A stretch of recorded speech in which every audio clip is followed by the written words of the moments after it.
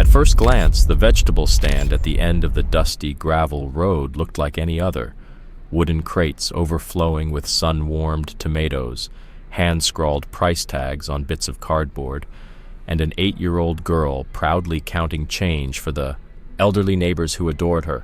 But one scorching afternoon in rural Texas, the hum of 4 black SUVs pulling up to Penny's little produce stall shattered more than just the innocence of a child's dream. They unknowingly stepped into a past that should have stayed buried, the deadly legacy of a mother who had once been one of the most lethal operatives the military had ever trained. With 78 confirmed kills in war zones most people only read about in reports. The Scorpion Cartel thought they were scouting a back road for their next smuggling route. What they found was something else entirely. They messed with the wrong child. And 3 days later, when the gunfire stopped echoing across Oak Valley, even the sheriff couldn't believe what he was seeing.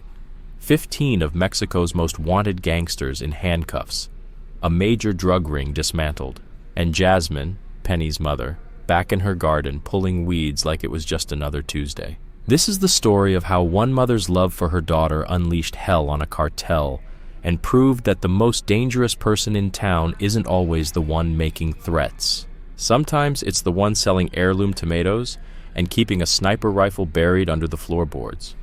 It took a lot of time to research and tell this story, so if you're enjoying it, hit that subscribe button. It really helps us keep going. Now, back to the story. As the morning sun stretched long shadows across the gravel, Penny arranged her tomatoes one by one, each placed with the kind of care only a child can give, just as her mother had taught her. The stand itself was built from salvaged barnwood, painted a cheerful yellow by Penny's own hands. A chalkboard listed the prices in her careful, slightly wobbly handwriting. From the front porch, Jasmine sipped her coffee and scanned the horizon, seemingly relaxed. But years of muscle memory from her past life meant she never truly stopped watching. She noticed the faint dust trail of Chester's pickup long before it came into view. "Morning, Ms. Winters," Chester called as he got out of the truck, his voice like gravel on asphalt.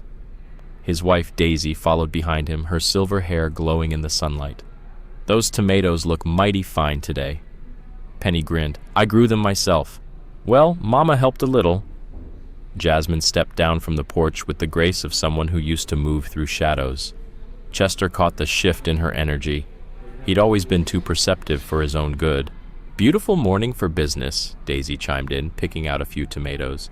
"Though I did see some strange cars on Miller's Road yesterday, black SUVs. Not the usual sort we see around here." Jasmine's fingers tightened ever so slightly around her coffee mug. She'd seen them too, 3 blacked-out vehicles, Mexican plates covered in mud. "Tourists, probably," she said lightly. "Maybe lost on their way to the lake." Chester's gaze met hers. They both knew that wasn't it. The day rolled on with the usual rhythm, customers coming and going, praising Penny's produce and her growing confidence with math. But underneath Jasmine's calm demeanor, her mind was already drawing angles and calculating ranges. The old oak by the road, perfect southern coverage. That run-down tractor shed, clear sightline to the east. Around noon, another black SUV passed by, slower this time. Penny waved, cheerful as ever, even though the windows were too dark to see if anyone waved back. "Mama, can we have lunch soon? I made almost $50 today." "Sure, baby. Just let me water the peppers real quick." Jasmine strolled down the garden rows, appearing focused on the plants, but she didn't miss it when the same SUV circled around again. Later that afternoon, just as the sun began to sink behind the trees, a man approached the stand on foot. He wore polished shoes that didn't belong on a farm and a smile that didn't reach his eyes. "Beautiful vegetables," he said, his accent unmistakably Mexican. "You must work very hard." "Thank you, sir," Penny said politely. "Would you like to buy some?" "Perhaps.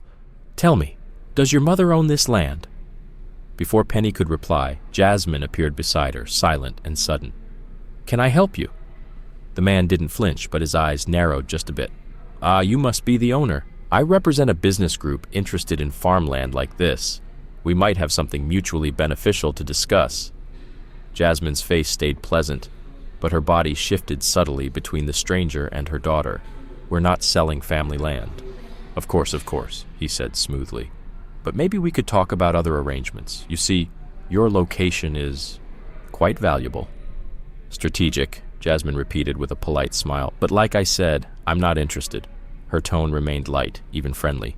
But something in her stance, something almost invisible, made the man take half a step back before he caught himself.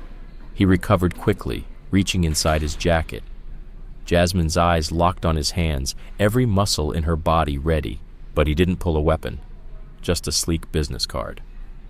"In case you reconsider," he said smoothly, "our group can be very generous." He set the card down gently on the wooden stand and turned, disappearing into the same black SUV that had been idling just beyond the curve. Penny reached for the card, squinting at the print. "Mama, what's import-export mean?" Jasmine took the card, memorizing the number before slipping it into her back pocket. "Nothing you need to worry about, baby. Let's pack up for today." That night, once Penny was fast asleep, Jasmine knelt beside her own bed and pulled up a loose floorboard. The rifle case was still there, just where she'd left it 5 years ago. She didn't open it, not yet, but just knowing it was there steadied her. The weapon inside had never failed her, and it wasn't about to now. Her phone buzzed. Text from Chester. "Stop by tomorrow. Daisy's making pie." Jasmine's lips twitched. It was their old code from the service. Translation: something's off. She rose quietly and stepped into Penny's room. Her daughter was fast asleep, one arm flung across her favorite stuffed rabbit. Moonlight streamed across the chalkboard sign she'd made herself. Penny's perfect produce grown with love. Outside, a low engine grumbled along the distant road. Jasmine's jaw tightened. She hadn't built this life for confrontation. She'd built it to give her daughter something normal, something safe. But if anyone thought they could touch that safety, they were about to find out why the military had once called her Ghost. Not a single target had ever seen her coming. Chester's kitchen smelled like fresh-baked apple pie, but the tension at the table was thick enough to cut with a knife. Daisy set down 2 mugs of coffee with trembling hands as Chester laid out a few grainy photographs. "These were taken 2 days ago," he said quietly, even though no one was listening for miles. "Old Miller property. They've been using the barn out back, looks like drug runners, and they're getting bold." Jasmine scanned the images. The vehicles matched, so did the faces. One in particular froze her mid-sip, the man from the stand. "Dante Ruiz," Chester confirmed, "goes by El Aguila. Word is he's rising fast in the Scorpion Cartel." Jasmine's mind replayed his words. Strategic location. She stared at the photo. "They're planning a new route. And it runs straight through my property." Daisy slid a slice of pie in front of her. "You be careful, dear. These aren't just street thugs." "I know what they are," Jasmine said, and her voice was low, flat, final. Both Chester and Daisy glanced at each other. They had never pried about Jasmine's military past. They didn't need to. Her phone buzzed again. Dr. Park, who was watching Penny. "Your daughter's asking when you'll be home. She says she's got big plans for the stand today." Chester began gathering the photos. "Take the back roads home. And Jasmine, we've got your back." The next morning brought more than just sunshine. 2 men stepped out of a black SUV, trying and failing to pass as locals. Their clothes were casual, but everything about them screamed trained muscle. Jasmine clocked it instantly. Cartel soldiers dressed down. "Beautiful morning," the taller one said, lifting a tomato and turning it like he was appraising jewelry. "Is your mother around, little one?" Before Penny could answer, Jasmine emerged from behind the stand, a dirt-covered glove still on one hand. She'd been there all along, quietly pulling weeds in the background. "I'm here. Can I help you, gentlemen?" The shorter man flashed a gold tooth. "Just admiring your produce, though we heard you might be open to other business opportunities." "I believe I made my position clear yesterday," Jasmine replied evenly. Her stance shifted slightly. The subtle, almost invisible changes only a trained soldier would notice. Weight on the back foot, eyes scanning their hands, their spacing, their lines of fire. Every warning system in her brain was flashing red. Positions can always change, the tall one said smoothly, especially when people understand the cost of being stubborn. But then a familiar sound broke the tension, a sputtering engine and a cloud of dust. Father Patrick's old Ford appeared around the bend, perfect timing. The men glanced over their shoulders, forced grins appearing as they backed away toward their vehicle. "Lovely tomatoes," one called out. "Thank you," Father Patrick said warmly, stepping out of the truck. "I'll take a basket for the church kitchen." He met Jasmine's eyes as he passed. His look said everything. Stay alert. Later that day, Deputy Carmen Diaz rolled up in her cruiser, pretending it was a routine patrol. "Got a few calls about suspicious vehicles," she said casually. "Seen anything out of the ordinary?" "Nothing worth reporting," Jasmine replied, though they both knew better. The deputy's tone made it clear they were building a case, but they needed more. That night, with Penny tucked in and every window locked, Jasmine opened the rifle case. Her hands moved instinctively, cleaning, checking, assembling. Years of training took over like she'd never left the battlefield. Then, a sound. Jasmine froze, weapon in hand. Moving silently through the house, she reached the front window and spotted a figure near the equipment shed. A camera flash. Someone was documenting her land. Her phone lit up again. Chester. They're watching 8 other farms, too. Something big's happening. Jasmine typed back 2 words. Keep Penny safe. Tomorrow afternoon, she thought, it's time to do some recon. And the next day, as the sun rose over Penny's stand, more customers than usual came by, including faces Jasmine had never seen before. Jasmine watched from the shade of the trees, her eyes tracking each vehicle that passed the property. Their movement wasn't random. There was a pattern. Same make, same windows, same slow cruise past the stand. Some took photos, too casual to be tourists, too focused to be harmless. "Mama?" Penny's voice broke the silence during a lull between customers. "Those men yesterday, they weren't really interested in vegetables, were they?" Jasmine knelt beside her, heart tightening. Penny was smart, too smart. "No, honey," she said softly, brushing a loose strand of hair from her daughter's face. "But you don't need to worry about them. Remember what I taught you about the safe room under the stairs?" Penny nodded. "Behind the fake wall, lock the door. Use the bone. And wait for me or Chester or Deputy Carmen," Jasmine finished. "That's my girl." She hugged Penny tight, already running contingencies in her head. She had chosen this life, the garden, the stand, the quiet for Penny. But if anyone threatened it, they'd meet a version of Jasmine they couldn't even begin to imagine. Father Patrick came by that afternoon, cheerful as always, but tucked beneath his churchy pleasantries was something else. "The parish council's concerned about recent activity," he said lightly. "We're organizing a few neighborhood watches." Jasmine heard what he wasn't saying. The community was waking up, lines were being drawn, and the cartel's presence? No longer a secret. That evening, Jasmine took Penny into town for art class. She took a different route this time, eyes scanning rearview mirrors, side streets, intersections.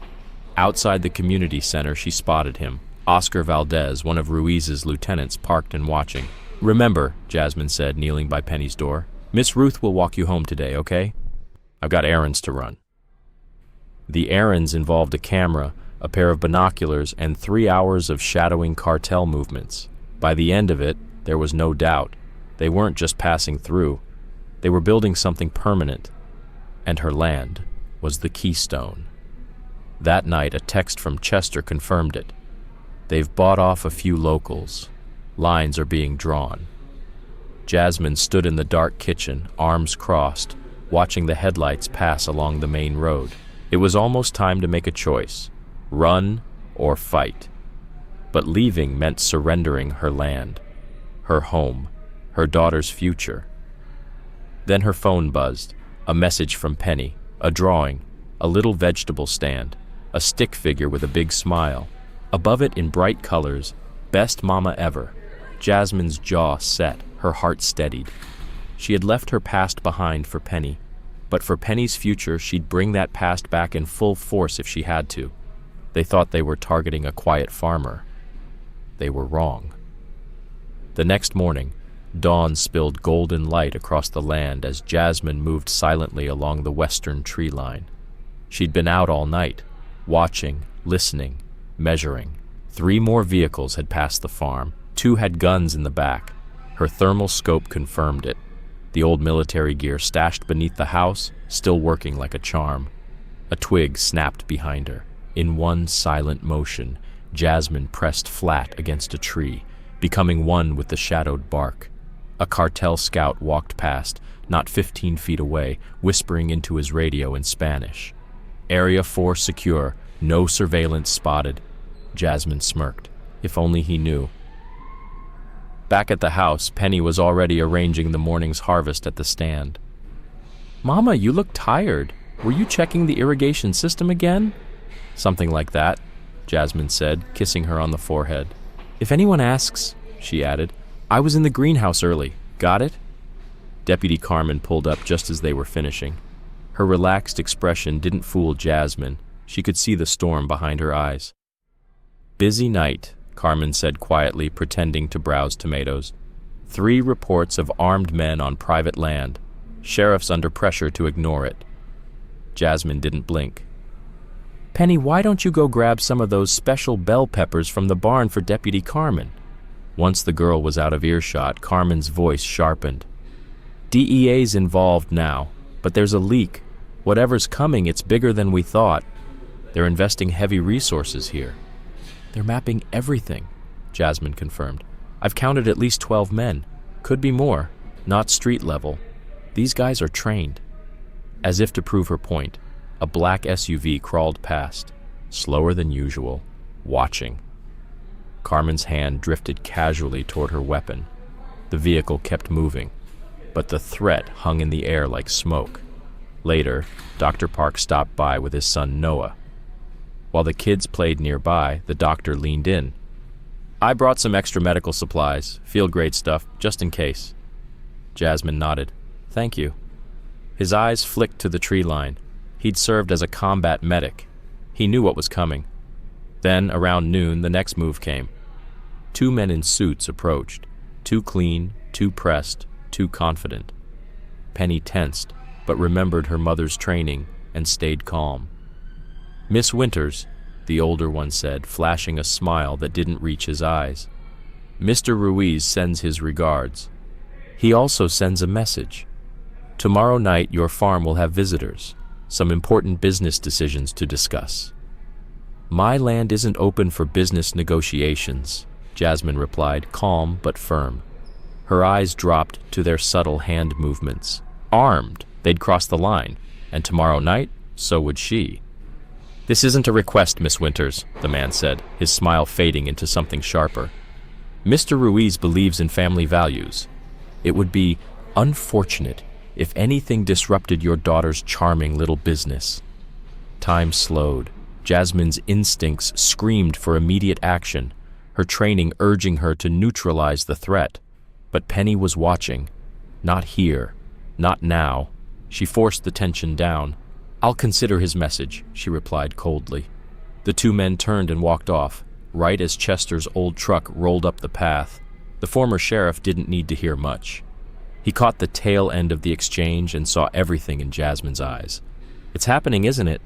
Jasmine gave a short nod. "Get word to Father Patrick. If this turns bad, the church basement might have to shelter families." That evening, with Penny safely left in Daisy's care, Jasmine made the call she'd hoped she'd never need to make again. The number connected to a secure line at Fort Hood. "Ghost checking in," she said, voice low. "Calling in that favor, Colonel." The response was swift and clipped. "Assets available, unofficial capacity only. Timeline, 24 hours, maybe less. Tactical situation? Developing fast. Understood. Watch for friendly shadows." Night fell over Oak Valley, and with it came an ominous change. Jasmine's thermal scope lit up with 3 separate observation posts being set up around her land. These weren't thugs. These were professionals, but they'd never faced someone like her. In the barn, hidden beneath years of tools and rusted farm gear, Jasmine opened the cache. Her weapons were exactly as she'd left them, well-oiled, combat-ready. Every rifle, every sidearm, every blade, a memory from Iraq, Afghanistan, missions so secret they didn't exist on paper. Her phone buzzed. Text from Deputy Carmen. Sheriff's been ordered to reduce patrols around your area. Tomorrow night, we're on our own. A second text flashed in. Chester, community meeting at the church tomorrow morning. Lines are being drawn. Jasmine moved through her house in the dark, checking systems she'd installed years ago, just in case. Reinforced safe room under the stairs, escape tunnel in the cellar, weapons and rations stashed at strategic points. In Penny's room, her daughter slept soundly, clinging to the stuffed bear Jasmine had given her the day she left the military for good. On her nightstand was a photo, Penny at her stand, beaming, pure joy. Jasmine's hand clenched. Tomorrow, everything changes. The cartel thought they were moving against a quiet farmer. They were about to find out what it meant to face a mother and a soldier protecting her child. The next morning, St. Thomas Church was packed. Tension buzzed beneath the hymns and greetings. Father Patrick stood at the front, his expression solemn. Jasmine scanned the crowd. Plenty of familiar faces, but also a few she didn't recognize. Cartel eyes, most likely. Our community faces troubling times, Father Patrick began carefully. Some of our neighbors have seen suspicious activity. A man stood, a local businessman, new to town. These outsiders bring opportunity, investment, progress. His eyes flicked to the back, where the cartel's representatives sat, arms folded. Chester rose slowly. His voice was steady, worn with experience. Progress doesn't come with guns or threats to our children.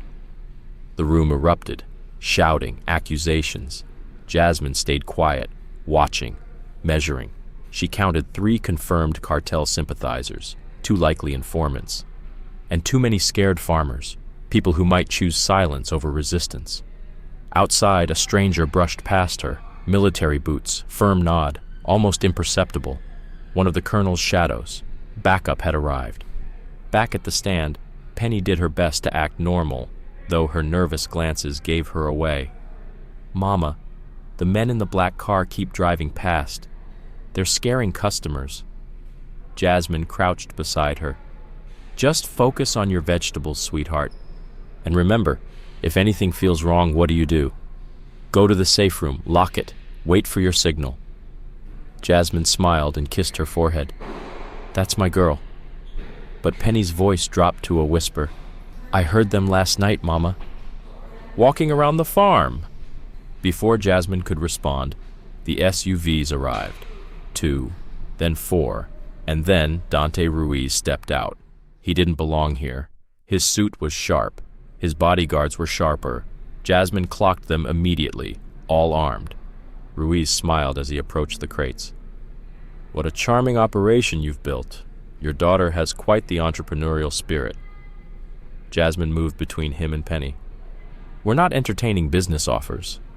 Ah, he said, picking up a tomato. But you haven't heard the terms. He squeezed the fruit slowly until it burst in his hand. Juice ran through his fingers like blood. Resistance, he said softly, causes unnecessary damage to property, to business, to family. Down the road, headlights approached. Dr. Park's pickup. He slowed deliberately, made eye contact, a warning, and a signal. One of Ruiz's men whispered in his ear. Ruiz's jaw tensed. Consider your options, Miss Winters, he said. Tonight's meeting is your last chance to be reasonable. They turned and left, the crushed tomato left behind like a signature. Moments later, Deputy Carmen pulled up, her expression grim. I just intercepted some encrypted chatter, she said. They're bringing in heavy hitters from across the border. Looks like tonight they're making their move. Whatever they're planning, it's massive. I know, Jasmine replied quietly. Get word to the sheriff. Tell him to keep his people away from my property tonight. This isn't their fight. All afternoon, subtle signs confirmed what she already knew. Oak Valley was preparing for something big. Behind Dr. Park's clinic, extra vehicles were tucked out of view. Inside, a makeshift medical station was being stocked with field supplies. At Father Patrick's church, volunteers were quietly loading the basement with food, blankets, radios. Chester's old friends, retired lawmen and veterans, began showing up around town, always in pairs, always watching. Quietly, carefully, they took up positions. Meanwhile, at home, Jasmine made her final moves. Hidden cameras on, security systems armed, escape paths secured, combat gear laid out, every piece cleaned, inspected, loaded. Not a single wasted motion, everything ready. As evening painted the sky in orange and red, Penny stepped close, her voice small. "Mama, are we in danger?" Jasmine knelt to meet her daughter's eyes.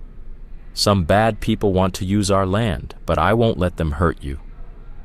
Remember what I told you about when Mama was a soldier?" Penny nodded.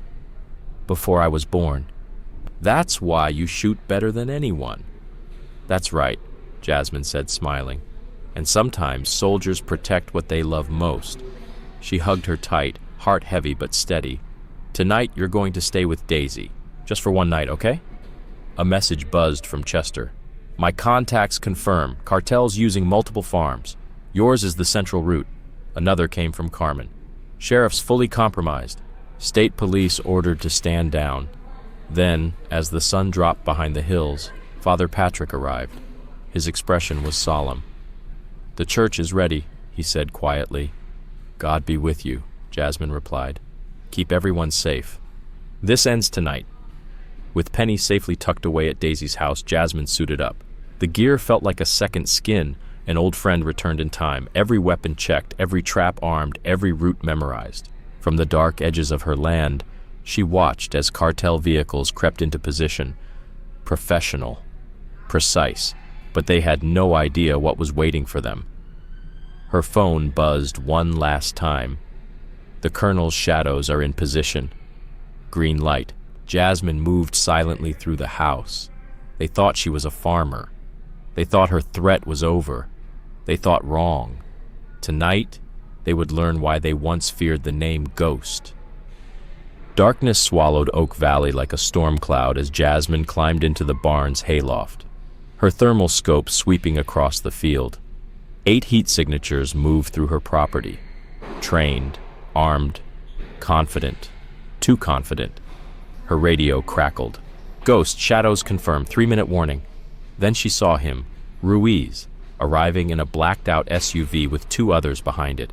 He didn't get out. Instead, he sent his lieutenant, Oscar Valdez, to approach the house on foot. Val's voice rang across the silent fields. "Miss Winters, time for our discussion." Jasmine tapped her radio. "Showtime." The first sign of trouble for them came seconds later. Val's radio lit up with static. "Perimeter team's not responding." Jasmine had already taken out their comms van earlier. A mechanical failure they'd never trace in time. "Check the barn," Val barked. 2 men moved quickly, weapons raised, sweeping left and right. Too late. Jasmine dropped silently behind them. Her hands moved like clockwork, one chokehold, one disarm, both men zip-tied and unconscious in under 10 seconds. Back near the house, Val's voice cracked with tension. "Team 2, report." Nothing. "Team 3, sweep west." More heat signatures moved in from the road, just as planned. A broken-down truck blocked the main route, forcing the convoy through a narrow path she'd prepped with traps and diversions. Her phone buzzed. "Chester, police band's quiet. Carmen's got them chasing ghosts across town. Dr. Park, medical station prepped, church basement secure." The cartel soldiers started bunching up, classic response to silence on comms. "Group up, tighten perimeter." Perfect. Jasmine moved through her land like a ghost, every step rehearsed, every angle used. She passed hidden sensors, motion lights, and fallback points she'd built over years of peace. Val's radio burst with panic. "We found them! 2 men down in the barn!" Now they knew she was out there. Now the real professionals would move in. "Sweep everything!" Val snapped. "She's here somewhere!" That's when her voice cut through the darkness, amplified by hidden speakers wired across the fields. "Leave my land, last warning." Val froze. Then Ruiz's voice cut in from the SUV, dripping venom. "You think you can stop us? We own this county. By morning, your daughter won't have a mother." The words weren't just a threat. They were a trigger. That was all Jasmine needed. Her first shot took out the SUV's headlights, plunging the area into total blackness. A second shot shattered their remaining radio antenna. Panic rippled through the cartel formation. Ghost Tango. Jasmine Winters, a former elite military operative turned farmer, lives a quiet life in Oak Valley with her daughter Penny. But peace shatters when cartel operatives begin surveying her land. Her farm is key to a major smuggling route. Despite leaving violence behind, Jasmine quietly activates long-dormant protocols, contacts, and instincts to protect what matters most. With the cartel's presence growing, Jasmine documents their movements, prepares her defenses, and alerts allies, former teammates, Deputy Carmen, Dr. Park, and Chester, the retired sheriff. The community begins quietly organizing, hiding medical supplies, securing the church, and building a covert network of resistance. As Ruiz, the cartel's lieutenant, and eventually El Patron himself intensify the pressure, threatening her daughter, manipulating law enforcement, and bringing in ex-military forces, Jasmine launches a counteroffensive. Using advanced tactics, terrain knowledge, and deception, she and her team disable cartel comms, trap their operators, and protect civilians. Penny, remarkably brave, helps guide other children to safety. The cartel attempts a final assault using helicopters, demolition teams, and military-grade weaponry. But Jasmine's planning turns their force against them. Ambushes, misdirection, tunnel floods, and synchronized strikes dismantle the enemy. When El Patron tries to destroy evidence, he's lured into a final trap. His men surrender, their operations exposed, and Santiago, El Patron, a rogue intelligence officer, is captured. With the cartel shattered, the community doesn't just recover, they transform. Penny's vegetable stand becomes a symbol. The market is rebuilt into a secure, inclusive space for commerce, learning, and healing. Oak Valley inspires similar movements across borders. Community strength, not violence, wins. As the story ends, Jasmine declines government roles, choosing instead to nurture this growth. Penny, now a local leader, reminds everyone, true power isn't in weapons, it's in unity, resilience, and love, all from one little vegetable stand.